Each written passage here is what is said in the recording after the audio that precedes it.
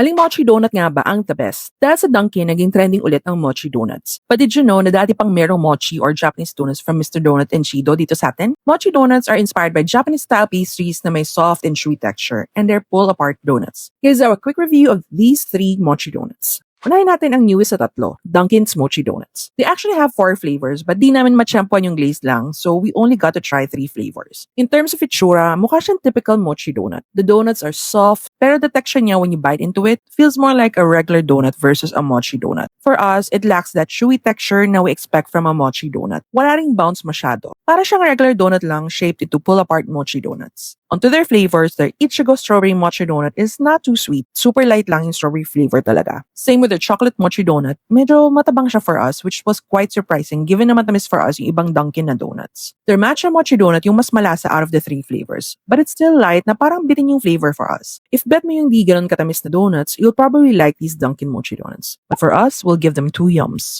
Next up is Mr. Donut. We've reviewed them before and sobrang favorite ko matagal na yung mochi donuts nila na they call Ponderings. They've had their mochi donuts for years na but di kasi siya widely available. Pili lang dati yung stores na meron kaya konti lang din yung nakakaalam. But since naglabas yung Dunkin, they probably decided to make it available na in more stores. So power sa amin na mahilig sa Ponderings nila. Last review namin was nung may Dubai Chocolate Pistachio Crunch Pondering pa sila. Marami silang flavors compared sa Dunkin but favorite ko yung Cookie Cloud and Glazed. In terms of texture, Mr. Donut talaga yung swak na swak yung pagka-chewy when you bite it. Tapos andun yung may konting kapit when you pull them apart. May pagka-bouncy din, light and soft siya, and malasing flavors niya without overpowering the donut itself. Sikat yung Mr. Donut Japan for these mochi donuts. Highly recommended namin yung Ponderings nila. We give them 5 yums.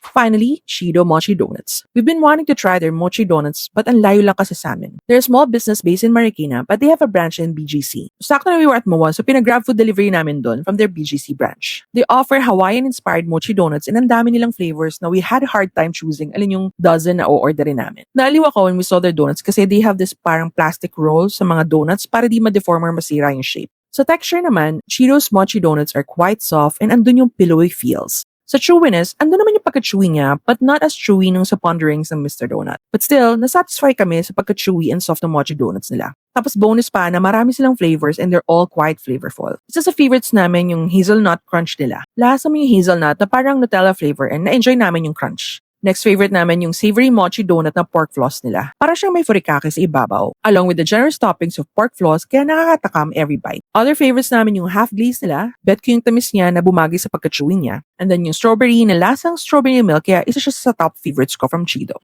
Yung dark Biscoff na dark chocolate with Biscoff cookie pero parang toasted coconut siya for some reason. Hindi ko alam. Yung s'mores nila na may dark chocolate din with ground bits and marshmallows on top. Bumagi yung mix ng tamis and slight bitterness ng flavors. Yung ibang flavors nila like choco almond, poi or taro glazed donut, churro na cinnamon sugar with chocolate drizzle, milk choco, mixed berries, and matcha. Medyo light lang yung flavor for us, pero okay pa rin naman. I love din na di sila nagtitipid sa toppings, which is something na na-observe ko usually sa mga donuts made by small businesses. If you're looking for mochi donuts na mas unique ang flavors, mas may personality, you'll enjoy these Chido Mochi Donuts. Kaya we're giving them 5 yums. So overall, third place sa amin yung mochi donuts ng Dunkin. Sana ma-improve pa nila yung chewiness para di siya parang regular donuts lang. Sa top 2 namin yung Mr. Donuts Pondering. Ito talaga yung top favorite namin kasi kuwang ko nila yung dapat na chewiness ng mochi donuts. Then yung Chido Mochi Donuts na may chewiness din, yung unique flavors they offer, yung pinaka-reason why we love them. Ikaw, which mochi donuts have you tried and yung bet mo? If may ibang mochi donuts ka pang alam, share nyo naman in the comments.